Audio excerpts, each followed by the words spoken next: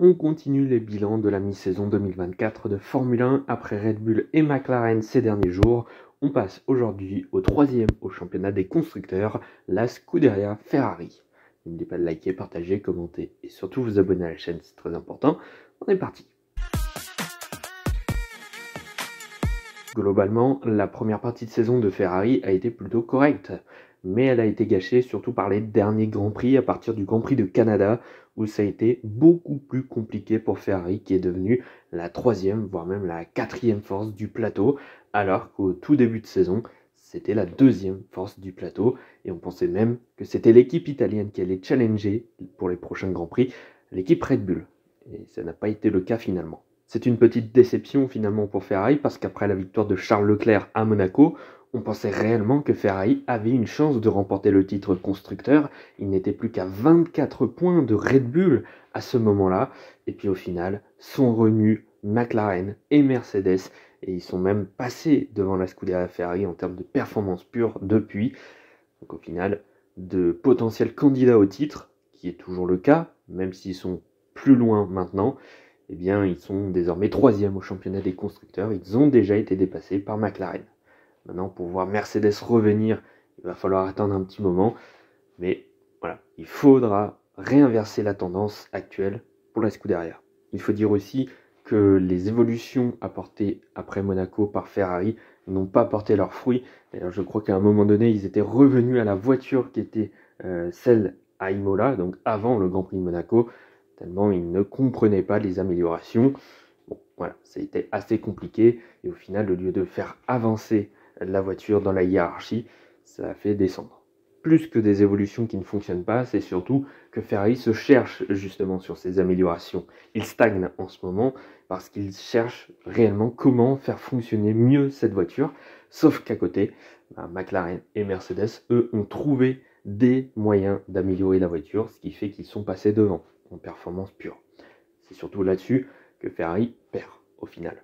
C'est dommage parce que les premiers Grands Prix ont vraiment été très satisfaisants, avec des Ferrari qui étaient sur le podium quasiment à chaque course en début de saison. Il y avait eu juste en Chine où il n'y avait pas eu de podium, mais sinon on avait vu un pilote Ferrari à chaque fois sur le podium. Il y a eu ce fameux doublé au Grand Prix d'Australie également. Voilà, c'était très positif. 2 victoires en Australie et à Monaco. Clairement, la première partie était vraiment très bonne. Dommage qu'il y ait eu ce recul à partir du Grand Prix du Canada. Espérons pour Ferrari qu'ils trouvent des solutions pour améliorer réellement leur voiture en seconde partie de saison, parce qu'il y a le risque de revoir venir Mercedes derrière, qui sont encore à peu près 80 points de Ferrari. Donc, il y a encore du temps avant que les Allemands passent devant, ou en tout cas reviennent sur Ferrari.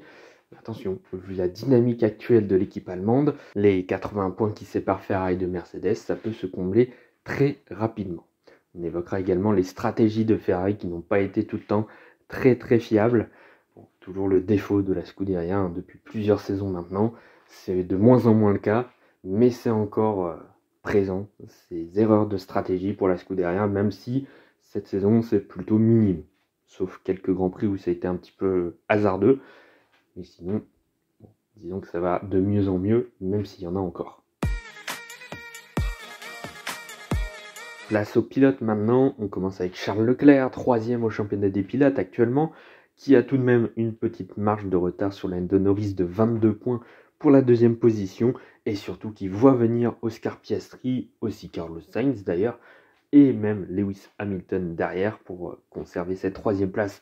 Ça va être difficile en seconde partie de saison, ça va être tendu, il va falloir s'accrocher, surtout si on conserve le niveau de performance de cette Ferrari, qui n'est plus forcément la même que sur les premiers Grands Prix de la saison. Voilà. McLaren et Mercedes, comme je le disais tout à l'heure, est revenu à hauteur de Ferrari, voire même devant, donc les Piastri, les Hamilton surtout, pourraient revenir très rapidement sur le monégasque pour le podium au championnat du monde. Finalement, les performances de Charles Leclerc ont suivi les performances de son équipe, celle de Ferrari, puisque c'est les 8 premiers Grands Prix jusqu'à Monaco. Il termine à chaque fois les courses dans le top 4, aucun abandon. Franchement, c'était propre, même si de temps en temps il était battu par Carlos Sainz tout de même. On y reviendra un petit peu plus tard. Et puis ensuite, à partir du moment où la voiture n'était plus performante, en tout cas pas autant que sur les premières courses, à partir du Grand Prix du Canada, ça a été clairement compliqué avec 3 courses sans points. dont 2 où il termine la course, et pourtant il ne marque pas de points. Il y a eu ce dernier podium en Belgique sur tapis vert, voilà, avec cette pole position également sur le dernier week-end, qui sauve un petit peu ces derniers Grands Prix. Mais bon, globalement, les derniers Grands Prix ont été compliqués pour Charles Leclerc. Un petit peu comme chaque année, Charles Leclerc a un petit peu des failles finalement. Il y a des Grands Prix où il ne va pas être totalement à l'aise. Alors peut-être que c'est la voiture, peut-être autre chose. En tout cas, Charles Leclerc, des fois, il n'est pas totalement présent. Et des fois même, il se fait battre par Carlos Sainz. D'ailleurs, c'est assez serré finalement quand on compare les résultats. 7-5 en course pour Charles Leclerc. Je trouve ça un petit peu serré comme chaque année. Alors ceci dit, Carlos Sainz fait un excellent travail également à côté. Mais disons qu'en performance pure, Charles Leclerc est quand même bien au-dessus de Carlos Sainz. Maintenant, le travail paye pour l'Espagnol, on en parlera tout à l'heure. Il est performant lui aussi. Il met des bâtons dans les roues aussi à Charles Leclerc. Mais à chaque fois que Charles Leclerc termine derrière Carlos Sainz, c'est finalement une déception finalement pour le Monégasque. Alors, on dira aussi à chaque fois qu'un pilote est battu par son coéquipier, c'est une déception, évidemment. Mais avec Charles Leclerc, avec Carlos Sainz, bon, je trouve quand même qu'il y a un petit écart entre les deux, que Carlos Sainz réussit à combler avec son travail, chaque année, à chaque fois, il arrive à combler cet écart avec son travail, sa constance également, on en parlera tout à l'heure de Carlos Sainz. Mais voilà, pour Charles Leclerc, globalement c'est correct. Malheureusement, il y a eu les derniers Grands Prix où ça a été un petit peu plus compliqué, mais bon, c'est plus à cause de la voiture, plus que du pilote, je pense. Maintenant, j'ai l'impression qu'il a usé toute sa chance pour remporter son Grand Prix à domicile à Monaco, et que depuis, il n'y a plus rien du tout. C'est surtout le hasard qui a fait que la Ferrari a sous-performé à partir après le Grand Prix de Monaco, malheureusement. Pour Carlos Sainz, eh bien, là aussi, ça a suivi plutôt les performances de la Ferrari, puisque le début de saison a été très correct, jusqu'à Monaco, à chaque fois dans le top 5. Bon, il y a juste l'Arabie Saoudite, mais il ne participe pas au Grand Prix. Mais à chaque fois qu'il participe au Grand Prix, il termine dans le top 5. Donc voilà, comme Charles Leclerc, finalement, c'était très positif, surtout les premiers Grands Prix, avec 3 podiums sur ses 3 premières courses, dont la victoire au Grand Prix d'Australie, où je trouve qu'il a plutôt dominé la course. C'était très positif et très surprenant aussi. On ne s'attendait pas à un Carlos Sainz d'un tel niveau où il dominait quand même Charles Leclerc légèrement, mais il était quand même devant à chaque course sur les 3-4 premières courses de la saison. C'était très positif pour lui. On pensait alors à un surplus de motivation parce qu'il avait été remercié par la Scuderia pour la fin de saison où il va être remplacé par Lewis Hamilton. Il était en recherche de baquet à ce moment-là. Mais au final, il a tenu la performance sur chaque week-end de course.